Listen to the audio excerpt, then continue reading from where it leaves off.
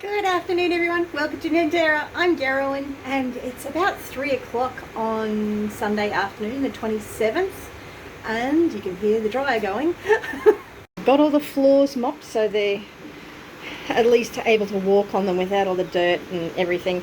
And at the moment, I've got the dryer and the washing machine going, and yeah, but of course, you have to know it, don't you? As soon as you mop the floor, someone comes through with grubby, muddy feet, don't they? But that's the least of our problems. And it's not a really big drama. The rain did ease for a while this morning, which meant that we didn't have as much water running down here, so it's really eased off significantly. We don't have as much water flow going through.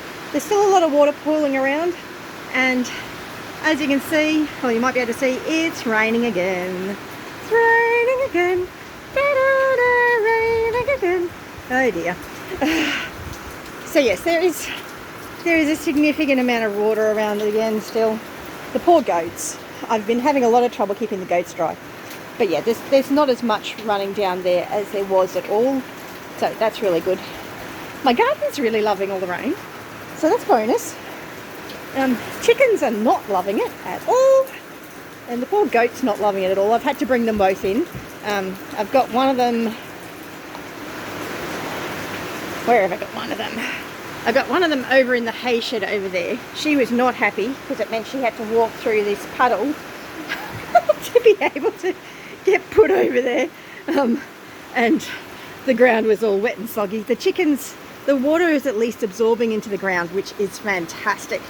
And the water's starting to go down a lot.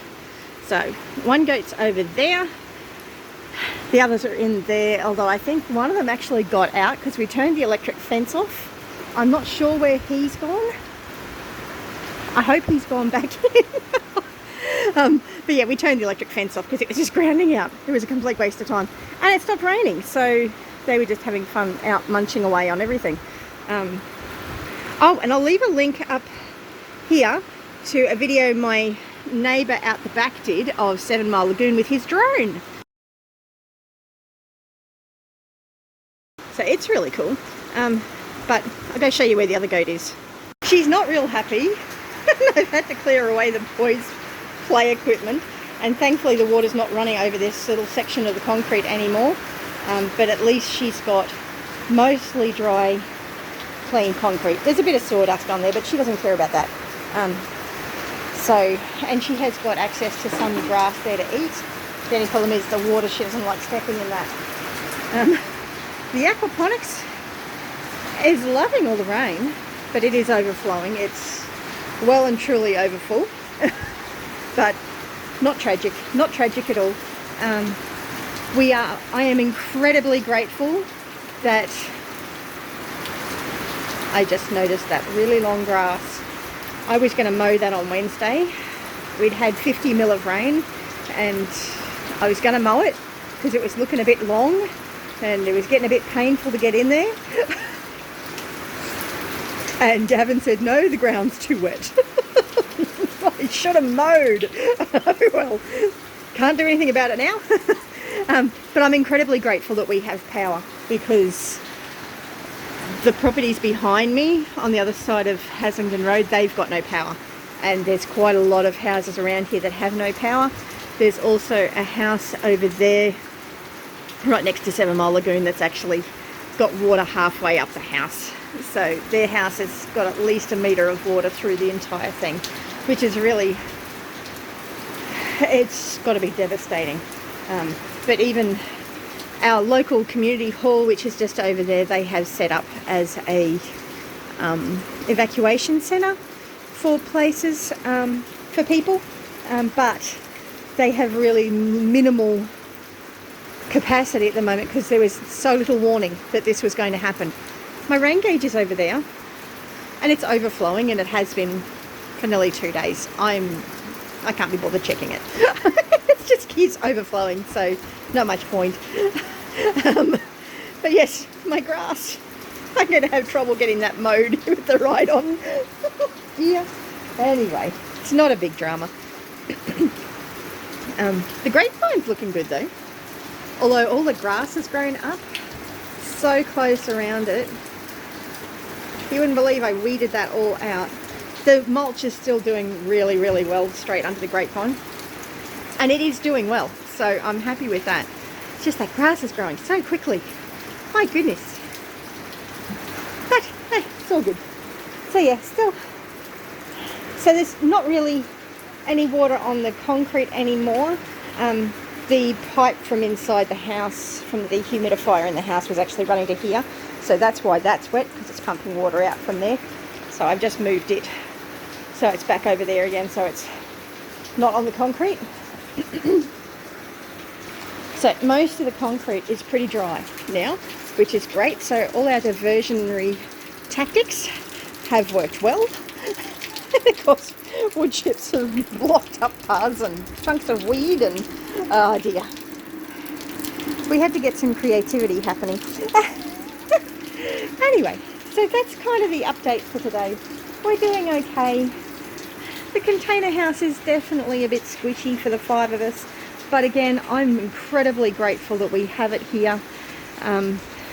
Mum's got a bedroom here. Gavin and I have got a bedroom at the back there, and the boys are in the lounge room. Could make my Sunday Night Live prayer a little bit interesting tonight.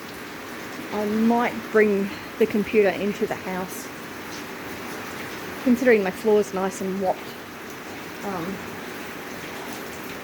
So there's still a lot of water damage under furniture, but I've at least got it so that you can walk through the house.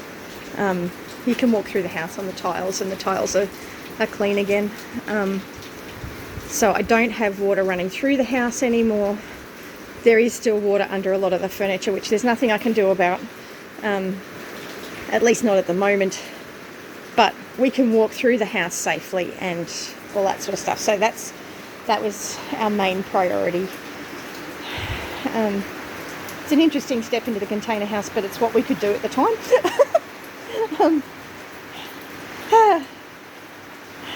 Life is interesting. But as I said, I am incredibly grateful because there are people in my area that have got their houses underwater. There are people that are living in their cars because they can't get off their property and their houses are flooded. And there are people that have lost their lives. So I ask you to keep all of those people in prayer. And thank you so much for your support and encouragement. And yes, I'm hoping that 7 Mile Lagoon doesn't become too much closer of a waterfront property. But I'll leave a picture at the end to show you my house in relation to the 7 Mile Lagoon. So we're safe from 7 Mile Lagoon. 7 Mile Lagoon was never my concern. Our problem is all the water that's running downhill towards 7 Mile Lagoon comes through our property. And our drainage ditch just didn't cope with it, and it overflowed. Because there's just been too much rain in this area. I think one of my neighbours said that they'd had 370 mil in 24 hours, which I think was 17 inches. I could be wrong. I think that's what it was. So yeah, a lot of rain.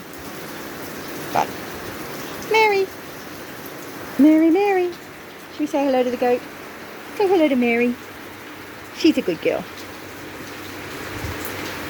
Goats do not like the rain, but at least she's dry now and she's got somewhere clean to sit. So she's not happy, but she's happier than she was standing out in the middle of the paddock, even though I had tried to set her up with somewhere that she could sit happily. She of course went, no, too much water. Goats don't like water. They really don't like it, even walking through puddles. They're funny little things. But yes, anyway, you have a great day and thanks for watching. And thank you for your support. Bless you. Stay safe. Stay dry.